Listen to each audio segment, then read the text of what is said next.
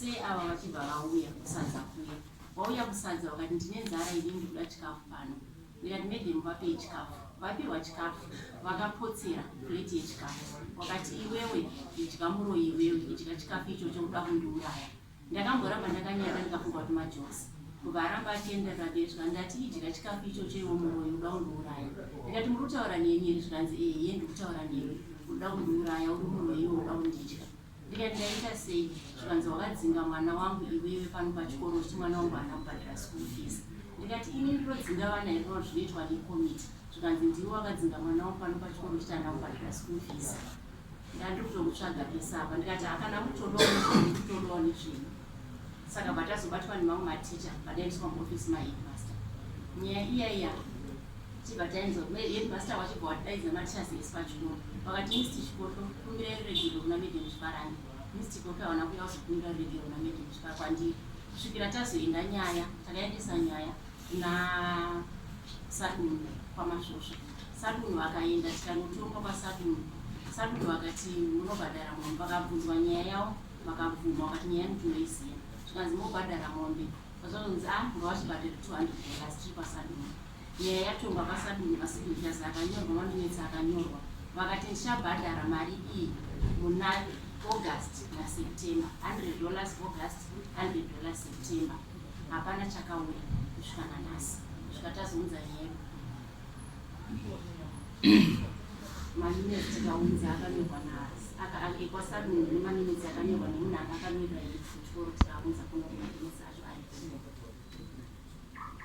ari peri maminitsi no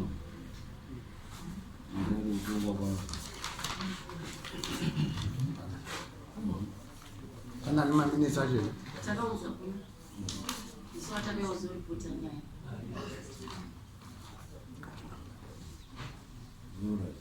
Akapiwa kuna chida kuti tione unza mabharani kuti ari peri maminitsi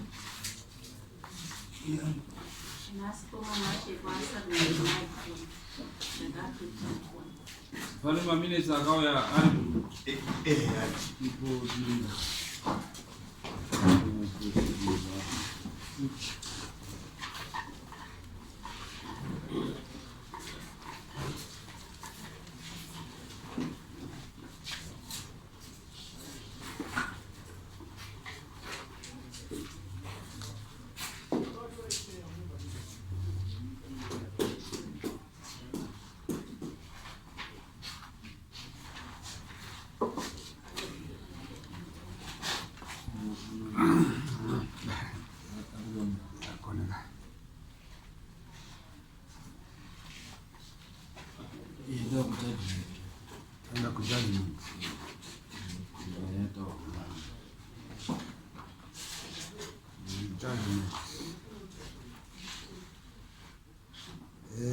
Parkunzi panapa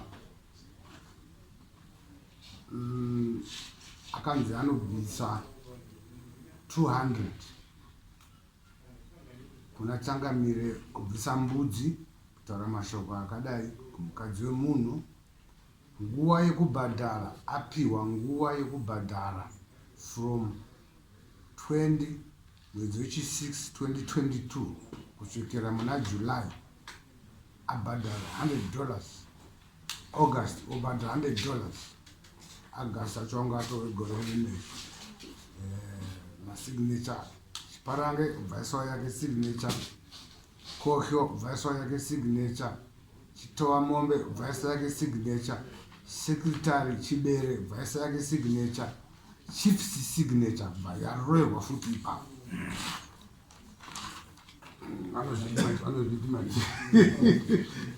Vanozviti machifi kana vaudza svo.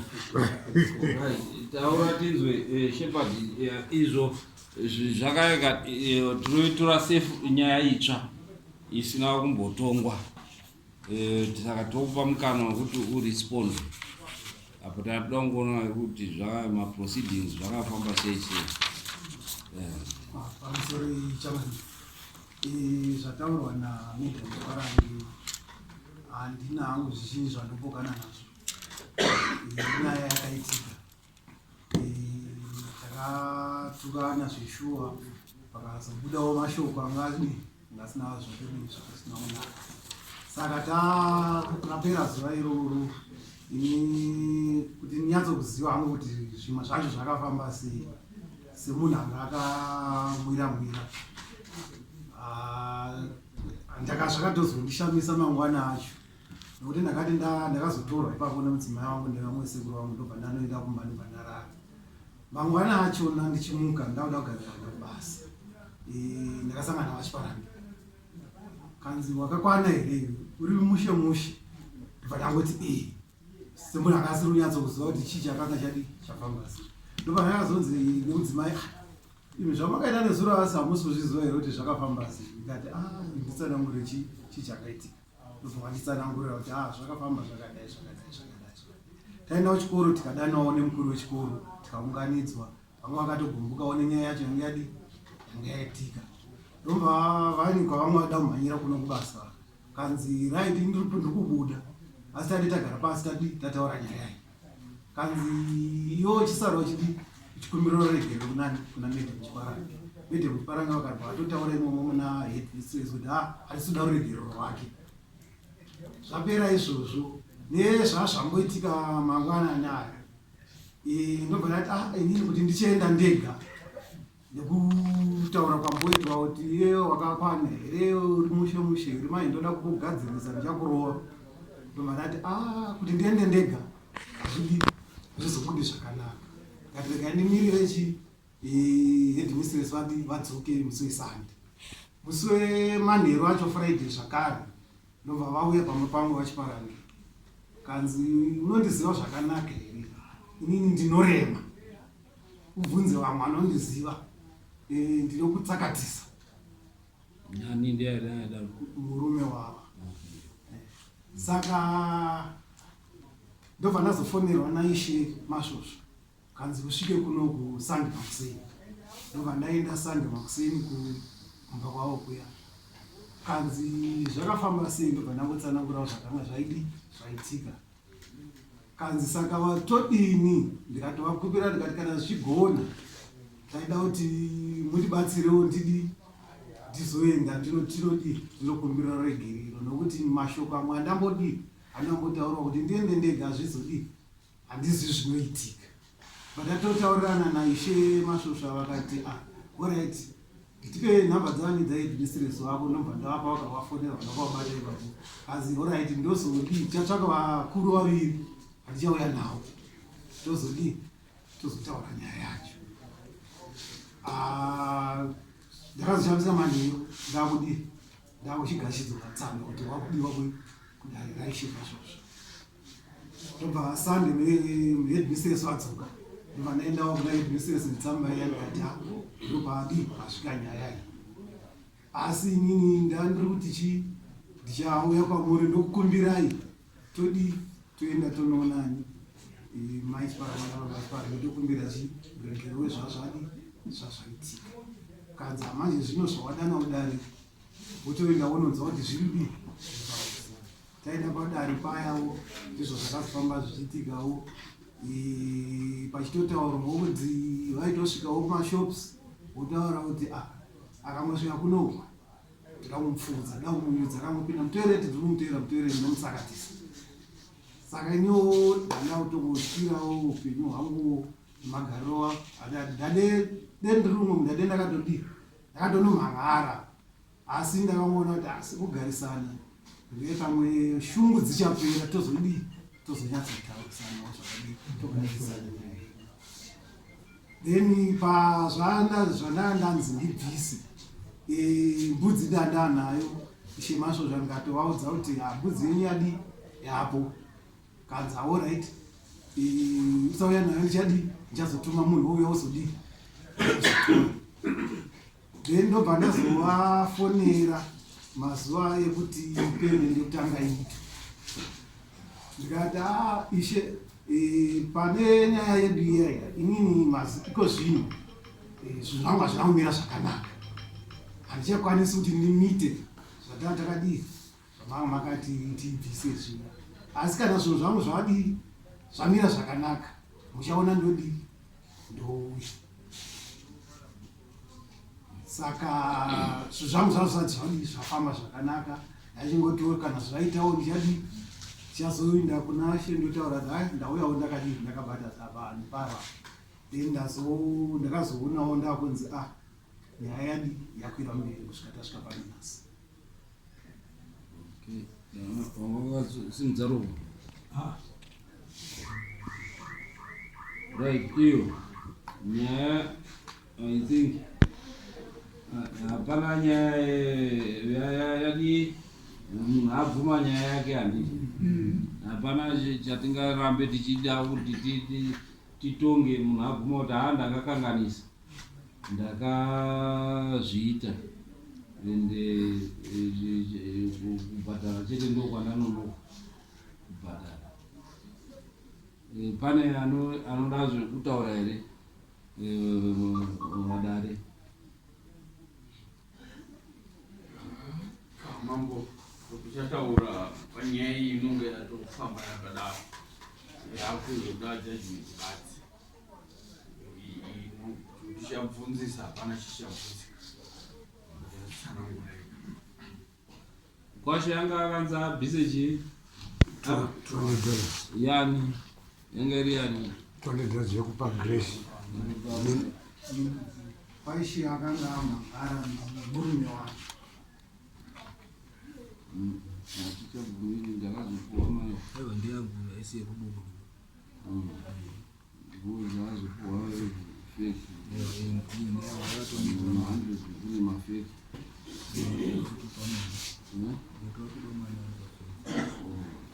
Kurasira shiri yoramba. Kura shiri yoramba. Vana mahandred ari kusegurita mafake.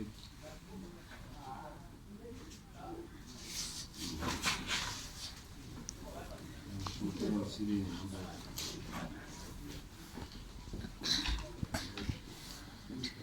Right, ngatiende mberi. Ndandizwisisa ndingaenda kuma chikafu ichi chimaibika chaiwe Aiwa, tatikatisachotonge nyaya taapa nyaya yataurwa kudhara. Kuti pari pamutambo kushandise kudya vanhu pamutambo uyo akati ndakadhakwa ndakazviita ndakadhakwa. Saka taura kungoona pajajimenti kuti tiri bhozide hapati uchada kuti tichitonge tinoda kuti toswerera tiri kutonga nyaya yazotonga. Kamambo pajudgment inongoramba yakadaro pamombe. Yakanzi judgment yakanzi chii? Ndinoda makurikwa nemombe imwe chete. But judgment wakazengwa wabvunzira kuti wakaripe Judgment kwaishe masosa wanganzi anopa $200 nembudzi yakwaishe masosa 1. Nekuti nhau yako unoziva dzimwe zvinhu ukabhadhara zvichiri kudzasi hazvikunetsi. Ukaramba uchikwira zvinenge zvingoita uchitutsira necessary cost nezviro zvaunofanira kunge wakaita. Chekutanga wakanzi kumbira ruregerero ipapo, dai wakakumbirira pamwe mangoita 0-0, headmaster aripo, headmistress aripo, usina uzombondoenda kumatare. Woenda kumatare uri kuti bvisa 200 yaungadai wakatobvisa wakapedza. Izvezvi rakuuya manje pane extra cost yavakuda makosi avo ekukunza futi kudare kuno. Makabvisa mari $55 $10 to make $65. So makosi aruramba achidi achienda aruramba achienda. Iwewe murume wacho unoti iwewe unoda kuti akusekerere here kana uchitaura pane vanhu paruzhinji kuti mukadzi wako muroyi. Ndiani angadi murume angadi akasekerere izvozvo? Nekuti manhero acho varobva vataura kuti ona ndatukwa, iwe uri kungonyarara obva anyimwa. Saka unoti anozokusekerera here iwe? Anozokusekerera. Nandurupaona hasha murume anozoita hasha saka zvinhu zvawakaita zvino zvichiramba ende usikabhadhari kamari kashoma ikako ururamba uchikwidza nyaya yako iyoyo unoshandoita appeal judgment iyoyo uroramba iri kungodi uri kungobuda mari at the end of the day hauna rugare.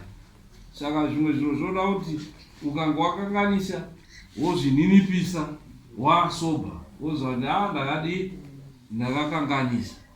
Even wakatotora murume wacho wakatombonomutengera doro wakanga wakadhaka kuti apodhakuwo zvitori naye wazviona wokumbira ruregerero mofambidzana. So unoshaya rugare pamusana pemiromo miromo. Vanhu ngatibatei miromo yedu inopedzisa pfuma. Miromo ibate miromo. Saka dare taakuchingoita uphold zvakataurwa naIshe kuti unoripira ne$200 plus 65 tati 65 handiti yemakosi makosi ende kudare kana transport cost again imari witnesses $8 which comes to $95. You see, zero zvinoramba zvichidi zvichikwira $95 cost plus 200 almost 300. Saka taakucheka nekuti matukano epachikoro ende wabvuma hauna kuramba. Dai wamboramba tamboenda kumawitness and so forth.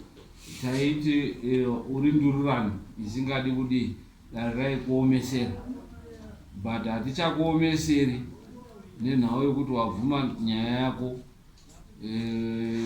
uye kuno kudare semunhu abvuma munoti chii kudare munhu abvuma. Kana akabvisa mbudzi yaishe masvosva kunoku angabvisi mbudzi imwe chete anotobvisawo dziri mbiri kana kunaka.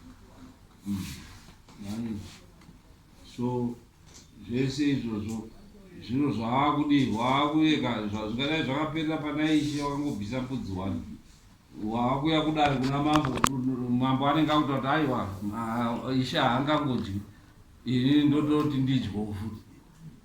You see, tinoda kuratidza kuti zvinhu zvakadaro izvi itai 1 musarambe muchiita maarrogant pane zviro zvaunenge wakakanganisa. Vhuma kukanganisa ende woenda pasi unoona kuti hazvikuremeri. Saka ndo zvaunobvisa izvozvo mbudzi 2 kuno kudare 1 kwamasvosva and $200 plus $95 unozvibvisa. Ucharegera undobvisa dare usina kubvisa izvozvo dare richakutuma mameseji anenge akuda kuhaya rori akuda kundobhadharwa iyo kuita basa iroro anenge paakubuda dzimwe mombe dzaari 3 200 plus mombe 2 fine kuti zvozvo zvakuenda zvichidi zvinondokuremera. Saka wochitaura iwe kuti uri kundozvibvisa nguwai sei zvatinonyora apa. Tinoda kuti tikujekesere kuti zviro zvakadaro izvi zvinoramba zvichikunetsa whereas dai wakangobvisa kudhara zviro zvisina kukudi kuramba zvichikunetsa.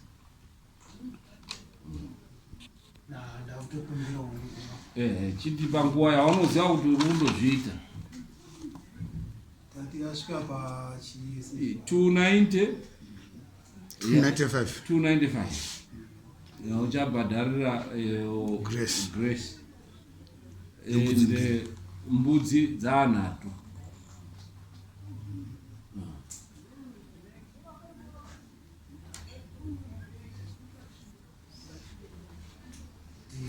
mari aningakwanisa hangu kubvisa pamwedzi manikidzi inenge iri $30. Imhosva 50. imhosva iyezvezvi une bonus bonasi rako wotomborendesa kumhosva yako. Bonasi rako rese wotomboenda mwedzi uno mune bonasi. Bonasi rako wotomborendesa kumwedzi. Saka chitaura mari nekuti wakaregera ungada wakapedza kudhara, dai wakaisa ma50 iya kudhara wainge wakapedza kare.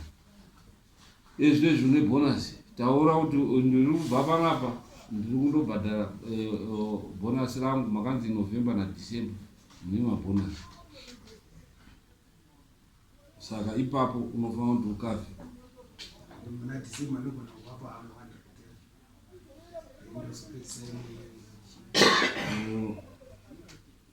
December wobhadhara 150 and then uchibhadhara mwedzi wega wega ma 50 45, but waita commitment yeDecember then there about wapedza tozoona inputs and 50 inputs kuita 150 inputs. So every month unenge wakubvisa ma 50 asi December unoyo tokupa by December Christmas nematotambira udhara. Christmas iriko chi 25, by 23 December unofanira wabhadhara chi 150 and January 50. I mean 50 45. Okay, this is what I mean.